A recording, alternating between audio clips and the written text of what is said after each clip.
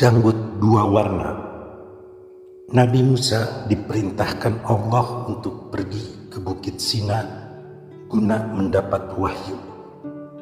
Lantaran kepergiannya akan memakan waktu yang cukup panjang selama 40 hari 40 malam, maka dipercayakannya membimbing umat kepada saudara tuanya Nabi Harun. Kesempatan tidak adanya Nabi Musa di tempat ternyata menggembirakan seorang musuh dalam selimut bernama Samiri. Ia memanfaatkannya untuk menyesatkan kembali umat yang tadinya dengan susah payah telah dibina oleh Nabi Musa agar beriman. Pada waktu dulu menyeberangi Laut Merah, setelah hengkang dari Mesir, kuda Nabi Musa terperosok ke dalam pasir di tengah lautan yang kering itu. Dengan segala daya upaya, kuda Nabi Musa tetap tidak mau melanjutkan perjalanan ke seberang.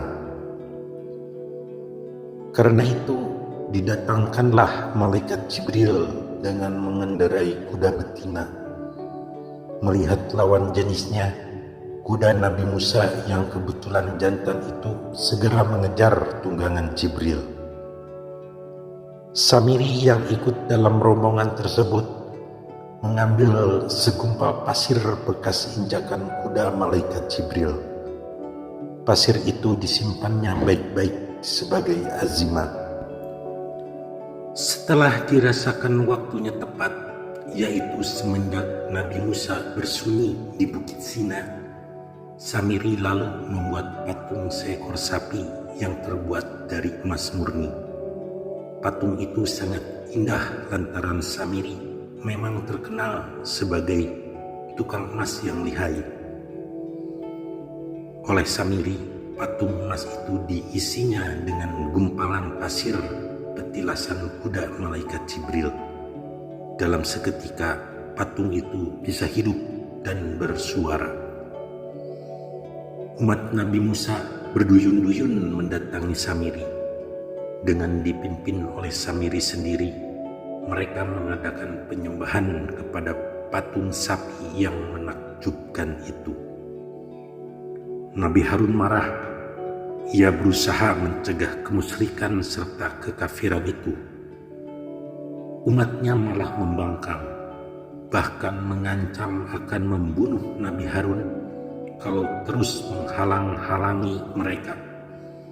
Terpaksa Nabi Harun tidak dapat bertindak apa-apa. Itulah yang membuat Nabi Musa marah sesudah ia datang kembali dari Bukit Sina. Ia murka melihat kemurtadan kaumnya, dan kesalahan itu ditimpakan kepada Nabi Harun. Dalam keadaan tidak mampu mengendalikan perasaannya, Nabi Harun direnggut janggutnya oleh Nabi Musa. Oleh kekuatan yang hebat, tiba-tiba janggut Nabi Harun yang ditarik Nabi Musa menjadi putih, sedangkan yang tidak terkena tetap hitam. Sejak itulah Nabi Harun mempunyai janggut yang berwarna dua macam, yaitu hitam dan putih. Rahasia tangan Tuhan. Dua orang yang bersahabat, seorang Pakistan dan seorang Inggris, akan bepergian ke London dari Karachi. Jadwal penerbangan yang tercantum dalam tiket mereka tertulis pukul 5 pagi. Berarti jam 4.30 pagi harus sudah check-in di lapangan terbang. Padahal subuh sesuai dengan tabel waktu sholat adalah jam 5 kurang 40 menit. Maka rencana si Pakistan itu akan sholat di tengah perjalanan dari hotel menuju airport. Dengan bergegas-gegas, kedua orang itu berangkat pagi-pagi menumpang taksi hotel. Alangkah jengkelnya mereka. Di tengah jalan salah satu ban belakang taksi itu meletus. Terpaksa diganti dulu dengan ban serep. Sehingga pada waktu mereka bertolak lagi, jam sudah menunjukkan pukul 5:40. Si Pakistan bersikeras hendak sholat subuh dulu. Bagaimanapun yang terjadi, ibadah kepada Allah harus didahulukan. Kawannya si Inggris bersungut-sungut. Apa sih enaknya sholat? Apa gunanya?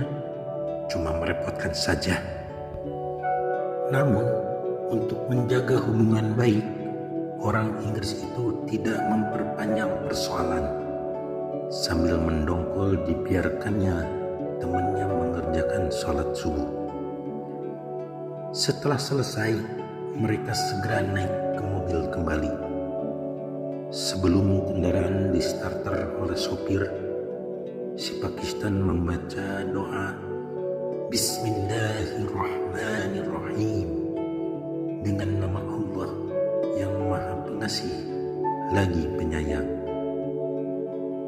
Kawannya yang berbangsa Inggris itu menyeletuk. Apakah dengan menyebut nama Allah akan datang keajaiban? Si Pakistan diam saja. Apalagi sesudah tiba di airport, ternyata pesawat yang akan mereka naiki baru saja tinggal landas. Si Inggris mengomel, "Di mana kekuasaan Tuhan yang kau sembah dan sebut-sebut itu? Apakah ia menolong kita? Apakah ia menepati janjinya?" "Tidak, bukan." "Nonsense!" Empatnya marah-marah. Maka dengan geram si Inggris mengajak pulang saja ke hotel. Sebab penerbangan berikutnya baru tengah hari nanti ada lagi. Si Pakistan tetap yakin bahwa tangan kasih Allah selalu menyertai hambanya yang beriman. Cuma rahasia tangan Tuhan itu tidak tertebak sebelumnya.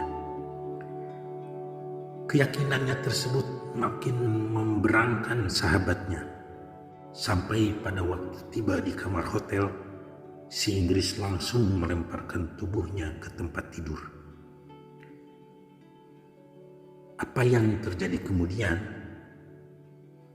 Lewat radio yang terpasang di tiap kamar, warta berita pagi itu mengabarkan bahwa kapal terbang yang seharusnya mereka naiki telah meledak di udara 10 menit setelah mengangkasa.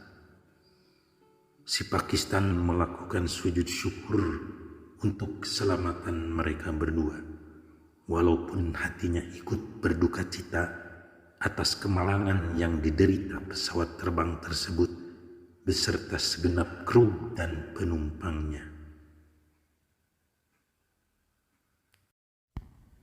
Si jahil selalu di bawah. Ibnu Ruslan dalam kitab Zubad menyatakan lewat syairnya bahwa seseorang yang melakukan amal tanpa ilmu, amalnya akan sia-sia belaka dan pasti ditolak. Karena itu, Islam mengajarkan untuk menuntut ilmu sejak dari buayan sampai ke liang lahat. Bahkan Nabi Shallallahu Alaihi Wasallam menganjurkan agar umat Islam menuntut ilmu hingga ke negeri Cina sekalipun. Yang dimaksud ilmu di sini adalah segala macam ilmu, tidak terbatas hanya pada ilmu agama saja.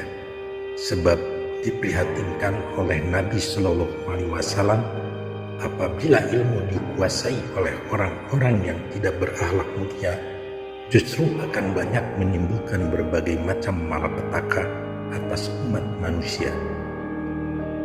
Sampai beliau mengatakan menuntut ilmu itu wajib atas segenap umat Islam. Apabila ilmu bertempat pada orang yang tidak selayaknya, hal itu sama saja seperti menghiasi babi dengan mutiara, permata, atau emas. Diumpamakan demikian sebab babi biar bagaimanapun berhias dengan indah, Tetap babi juga. Kesukaannya berkubang di tempat yang kotor. Makanannya serba kotor. Yang diminumnya pun yang kotor-kotor. Pergaulannya dengan yang kotor-kotor. Watak babi itu keras kepala. Buktinya, babi kalau mau dimasukkan ke dalam keranjang, jangan didorong dari belakang ke depan. Karena babi kalau didorong ke depan malah mundur ke belakang. Jadi kalau mau memasukkan babi ke keranjang, tarik ekornya ke belakang, dia akan cepat menyelonong ke depan. Itulah sebabnya pada waktu Nabi Shallallahu Alaihi Wasallam akan masuk ke dalam masjid, beliau melihat iblis di depan pintu masjid. Sementara di dalam masjid ada seorang yang sedang beribadah dan seorang lagi sedang tidur di dekat pintu. Dengan heran Nabi bertanya, "Hai iblis, apa yang sedang kau lakukan di sini?" Iblis dengan ketakutan menjawab, "Sedianya saya bermaksud hendak masuk ke dalam masjid untuk menggoda dan merusak ibadah orang yang sedang salat itu."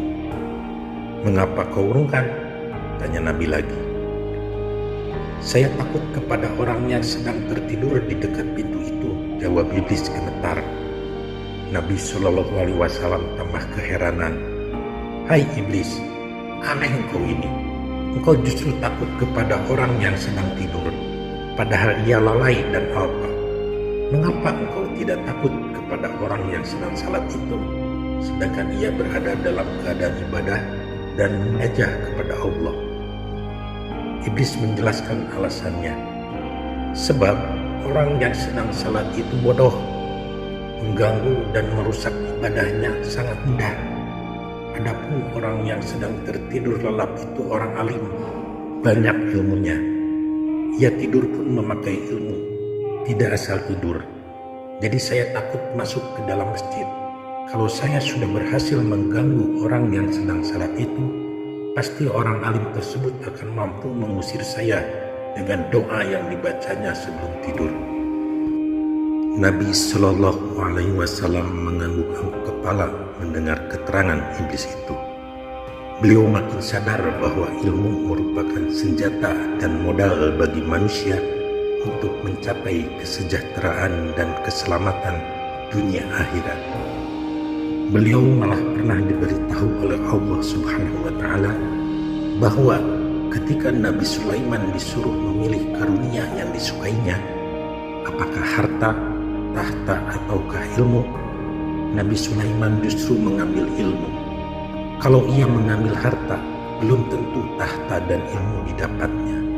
Jika ia mengambil tahta, maka harta dan ilmu juga belum tentu bisa diraihnya.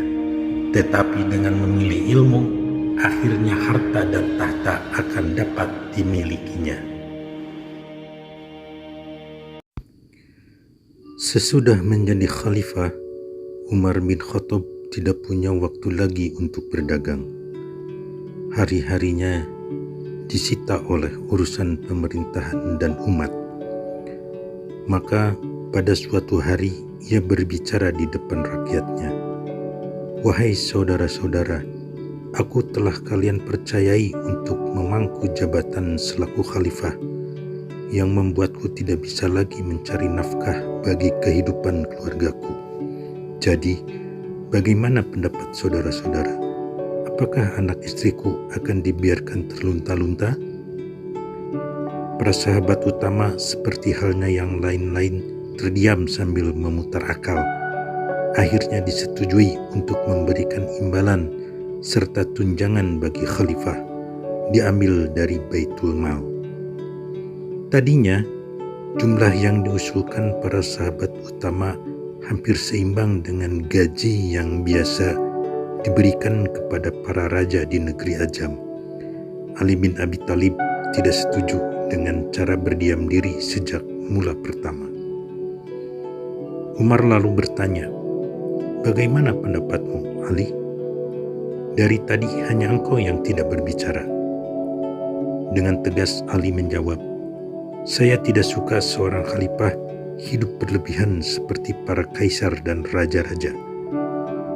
Umar menjawab gembira, "Bagus, engkau telah mewakili pendapatku. aku minta tunjangan bagiku hanya cukup untuk hidup sederhana. Demikianlah akhirnya keputusan musyawarah. Khalifah memperoleh imbalan yang pas-pasan saja sehingga Umar bin Khattab dapat dengan tenang memimpin pemerintahan. Banyak kemajuan yang telah tercapai selama periode Umar. Kehidupan rakyat cukup makmur. Wilayah kekuasaan Madinah meluas sampai ke Mesir. Pendapatan negara kian membesar dengan penggalian sumber-sumber penghasilan dari berbagai pajak, zakat, dan perdagangan antar negara. Namun Umar bin Khattab dan keluarganya tetap compang-camping menurut ukuran para kepala negara lainnya. Ali bin Abi Thalib yang mula-mula mencetus hal itu kepada para sahabat utama, yakni agar tunjangan bagi khalifah dinaikkan 2 kali lipat. Usul ini disetujui, terutama Utsman bin Affan amat mendukung, sebab ia sering berhubungan dengan para utusan mancanegara yang serba mewah. Namun, mengingat waktu Umar, mereka tidak berani menyampaikan hal itu kepada Umar sendiri. Mereka bermufakat untuk mendatangi Hafsah, putri Umar, janda Rasulullah SAW.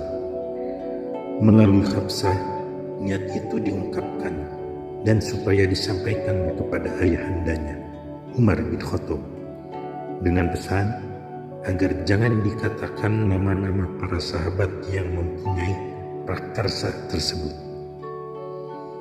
Dugaan para sahabat ternyata benar. Umar marah-marah waktu Hafsah mengemukakan usul kenaikan tunjangan itu kepadanya. Umar berkata, "Kalau aku tahu nama orang-orang yang mempunyai pikiran beracun itu, akan kudatangi mereka satu persatu dan kugampar dengan tanganku." Lalu Umar menatap Hafsah dan bertanya, "Hafsah, selama engkau menjadi istri Rasulullah, makanan apa yang biasa beliau santap?" Hafsah menunduk, matanya berkaca-kaca. Ia teringat akan kehidupan Rasulullah yang kelewat sederhana. Dengan terbata-bata Hafsah menjawab, "Roti tawar yang keras, dan untuk memakannya harus dicelupkan dulu ke dalam air minumnya." "Hafsah, pakaian apa yang paling mewah bagi beliau?" tanya Umar lagi. Hafsah makin tertunduk. Selembar jubah berwarna kemerahan karena sudah luntur. Itulah yang dibangga-banggakannya untuk menerima tamu-tamu kehormatan. "Apakah Rasulullah tidur di atas tilam yang empuk?" Hafsah menangis. "Tidak," desisnya. "Rasulullah hanya beralaskan selembar selimut tua. Kalau musim panas dilipatnya menjadi 4 lapis supaya agak nyaman ditiduri. Bila musim dingin tiba, dilipatnya menjadi 2 untuk alas dan penutup badannya." Umar bin Khattab lalu berikrar, "Hafsah, aku, Abu Bakar dan Rasulullah adalah 3 musafir yang menuju ke cita-cita yang sama. Karena itu harus menempuh jalan yang sama. Musafir pertama telah tiba di tempat tujuan sebagai pelopornya, yakni Rasulullah. Musafir kedua telah mengikuti jalannya dengan seksama sehingga ia telah berkumpul bersama musafir yang pertama. Dia adalah Abu Bakar. Apakah sebagai musafir ketiga, jika aku tidak meniti jalan yang sama, akan dapat bergabung dengan mereka?" "Tidak, Hafsah. Katakan kepada para sahabat yang mengusulkan kenaikan gajiku itu, bahwa Umar bin Khattab lebih memilih berkecukupan di akhirat daripada bermewah-mewah dalam fata morgana."